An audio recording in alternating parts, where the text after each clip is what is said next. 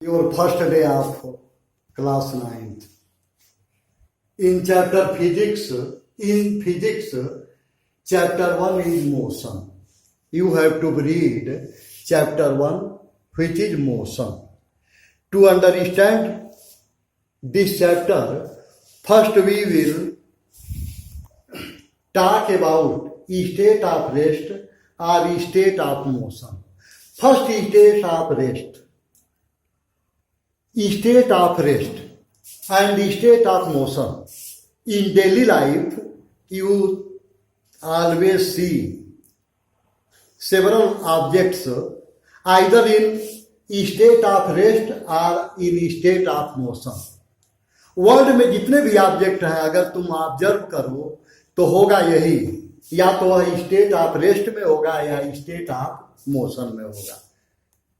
For example, in this classroom you are sitting and I am standing. You are sitting, I am standing. Generally, we both are in state of rest. You are sitting, therefore you are in state of rest. I am standing, therefore I am in state of rest. But if I walk, I start walking, then you can say that I am in state of motion.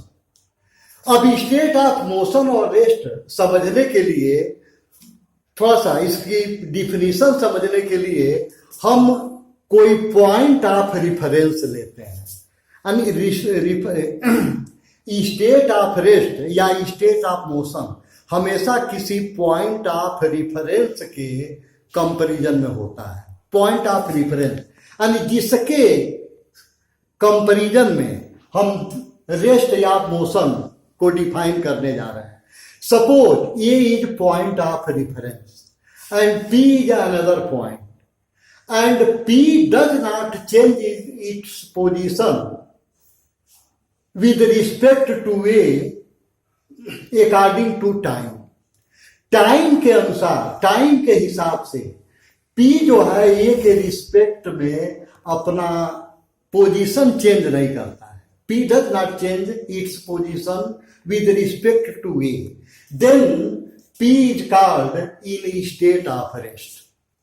And if this P changes its position with respect to A, P changes its position with respect to A, then P is called in state of motion. देखो, rest और motion समझने के लिए हमेशा हम किसी point के reference में रेस्ट या मोशन को डिफाइन करते हैं. अगर कोई पॉइंट किसी रिफरेंस पॉइंट के कंपैरिजन में अपना पोजीशन चेंज नहीं करता है तो उस पॉइंट को स्टेट ऑफ रेस्ट में कहा जाता है. और अगर कोई पॉइंट किसी दूसरे पॉइंट के रिफरेंस में अपना पोजीशन चेंज करता है विद टाइम, टाइम के हिसाब से अपना पोजीशन चेंज करता है, तो यह स्टेट ऑफ मोशन में कहा जाएगा. And you should know state of rest and state of motion are relative terms. State of rest and state of motion जैसे तमाम चीजें रिलेटिव हैं. Large small, heavy light, large होना स्मॉल होना, heavy होना लाइट होना, हेवियर लाइटर, लार्जर स्मॉलर, यह सब कुछ रिलेटिव है. वैसे ही सपोज करो this is a line segment A B. A B is a line segment.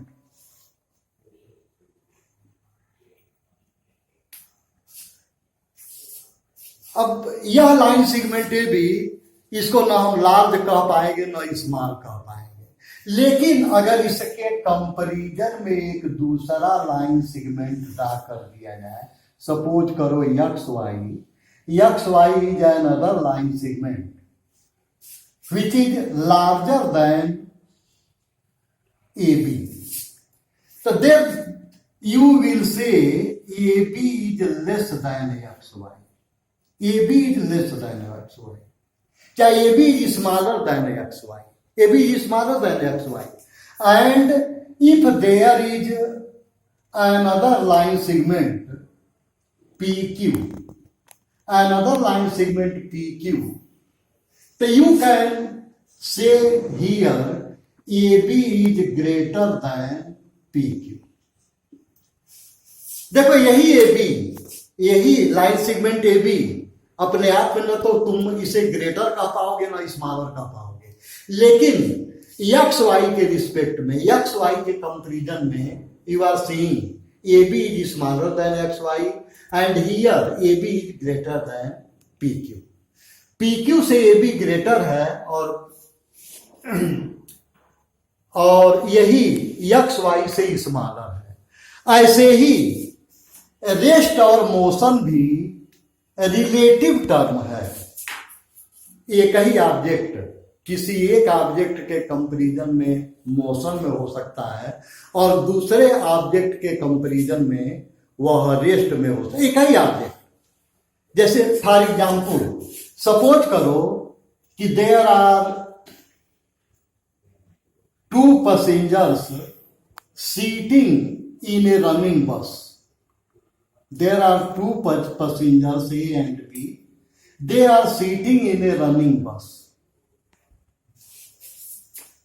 So they both are in state of rest with comparison to each other. देखो बस move कर रही है, बस is running with its full speed, लेकिन ए और B के बीच का पोजीशन चेंज नहीं हो रहा है, ए और बी के बीच का डिस्टेंस चेंज नहीं हो रहा है. तो therefore A and B both are in state of rest with the comparison to each other. A and B both are in state of rest with the comparison to each other. But if there is a tree standing beside road side के यहां बगल में कोई tree है. अब देखो जैसे जैसे बस मूव करती जाएगी, ट्री से पूरी बस का डिस्टेंस चेंज करता जाएगा. जैसे जैसे बस मूव करेगी, ट्री से इस बस का डिस्टेंस चेंज करेगा और ए और बी जो दो पैसेंजर हैं इनका भी डिस्टेंस चेंज करेगा. तो ये दोनों पैसेंजर इस ट्री के कंपैरिजन में स्टेट ऑफ मोशन में है.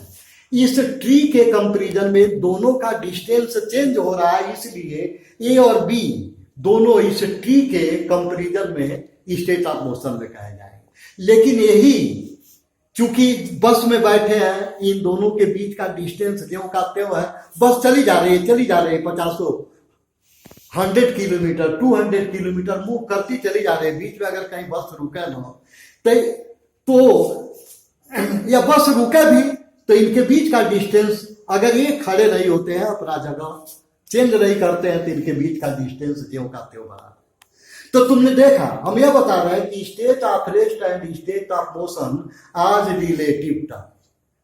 रनिंग बस में सीटिंग पैसेंजर्स एक दूसरे के कंपैरिजन में स्टेट ऑफ रेस्ट में होते हैं, जबकि वही पैसेंजर सड़क के किनारे कोई ट्री है, कोई हाउस है, कोई बिल्डिंग है, कुछ भी है, कोई पोल है, तो उसके कंपैरिजन में वे इन स्टेट ऑफ मोशन में होते हैं.